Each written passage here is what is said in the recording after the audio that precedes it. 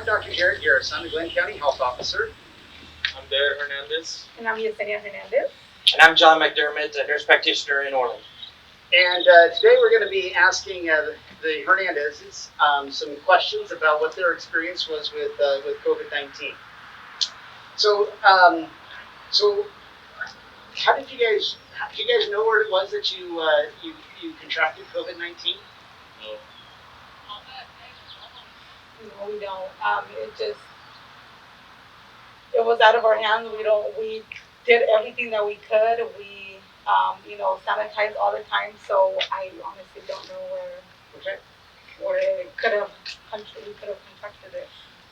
When did you guys start having symptoms? I started having symptoms March 30th. It started. It felt like a fever. When you get sick like the flu, and that night I did get a fever. And then after that, it just got a little bit worse. So yeah, March 30th it started. All right. And at what point did the symptoms get bad enough that you realized that you needed to go to the hospital? Well, a week later, from March 30th, I started having a cough, and my breathing started getting really bad. So when I went to the hospital when I was barely walking, like maybe five steps, and having to take, I couldn't breathe. So that's when I realized I had to go to the hospital. Yeah, it was. I actually took him to prompt care on Bruce Road, and everything was fine. I mean, they were just like, oh, it's probably just allergies or whatsoever. Just go home and just self-isolate just in case you do have the COVID. So we just went home, and I mean, it just from there it started to get worse and worse. So you went you were feeling badly early on, and then you went to the to MO prompt care, and then later you got sick to the point where you couldn't take 5 steps and you were short of breath. Yes. Yeah, we visited the prompt care maybe twice. And then we visited the ER once, and then I got admitted the second time. Yeah. So how long were you in the hospital for, and did you have to go to the intensive care unit? I went to intensive care unit for 1 day. I was in the hospital for 3 days. He was admitted April 9th, actually, when I actually got my results from me being tested positive. As soon as when I got that call and said, I was like, oh my God, my husband does have it. Even ambulance came to our house, picked him up, took him, and he was admitted to the hospital that night. Well, actually, that morning. Yeah. Was there a point that you were worried that maybe this was going to be life-threatening? Yes. I always thought I was going to die. Before I went to the hospital, I had lost 36 pounds, so in 7 days. So, yeah. I remember him telling me, okay, well, this is our plan, in case. And I was always like, no, don't even talk about that. You're not going to die. And he's like, well, just in case, this is going to be like this, and this is going to be like this. And, and I'm like, I don't want to hear it. Like, just stop. But, yeah, this is the first time in our entire life that I've ever heard him actually fear for his life. Oh, that's scary. Yeah. How was it different than the flu? Well, it doesn't come close to the flu. I mean, it's just way different. You can't really compare it, except for the symptoms when you're starting up with the fever. That's it. Other than that, everything else after that is just, you can't compare that to the flu. It's just, I think the worst part of it, like some of the symptoms of the flu is just thinking, like just feeling like that knot in your throat that you just can't even like swallow or eat because you just feel that knot, and you're not able to inhale as much because you start coughing because you just can't even grasp for air. That's how I saw him. And I mean, I had a little bit of that symptom as well, but him, like, he literally couldn't even walk 5 steps without taking a break and leaning forward before he can get up and grasp for air, and then again, like, another 5 steps to try to just get to the table from, to like the couch, or from the couch to the bathroom. Wow. Wow, how scary. How was it? So you were in the hospital for 3 days, and how much time was in the ICU? It was one day. So it was 1 day in the ICU. And what was it like when you tried to get up out of bed after being in the hospital for those 3 days? Oh, those 3 days. Just your body's very, very weak. A lot of off balance. Just since I had lost the 36 pounds, that probably made me super, super weak. I mean, even when I got out of the hospital, I was very weak still. So how did this affect you guys as a family? It was, and until this day, it still affects not just us, but our kids. Him being in the hospital and me being isolated in a room without my kids was the worst thing a mother can go through. Luckily, my 13-year-old is such a mom, kind of like me. She had to take a role that no 13-year-old should have to. It affected her so much.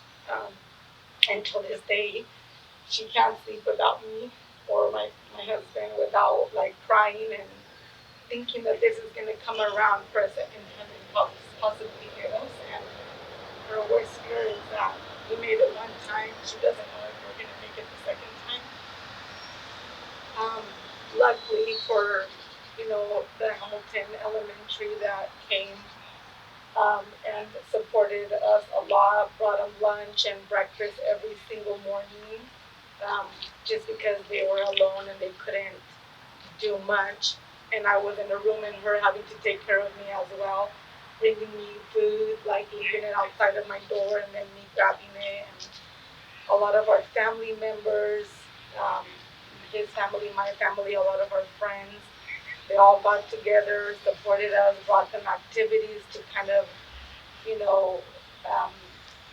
not think about what we were going through. And so very thankful for all of them. That made it a little bit easier, but it affected us tremendously.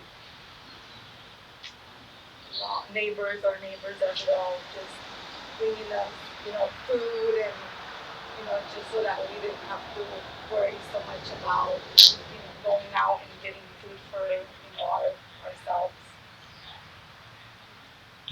It's really appreciated.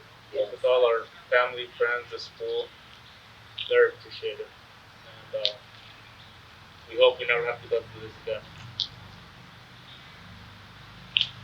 What would you say to people who say that COVID is no big deal, or that some kind of that it's a political thing and that it's not real? I strongly believe that obviously it is real, and don't let your guards down. You gotta be safe so others are safe, and don't let your guards down. You never know. It could be your father, your sister, your best friend that might have an accident, that might go through something real bad, worse than mine, and don't wait for that. I mean, take care of yourself now, because it starts with you. And don't believe in it. Just believe in it. It's true. I mean, we went through it. Our whole family went through it. Our kids are affected by it. Parents, uncles, best friends. I mean, it's not just yourself. It's everybody around you that are affected by it too. Because if you're sick, then everybody feels for you. And I bet nobody wants to go through that. It doesn't feel good. Don't wait for a family death to occur for you to realize that this is true, because it might just be too late. It is. It's very true. We went through it, like you said, and this goes to everybody that is our family and friends, so that this can stop. In order for this whole pandemic to stop, we all need to come together and you know stay home, stay safe, so this thing can be over, and then in the future we're all going to be able to reunite and be together as well, but to stay healthy.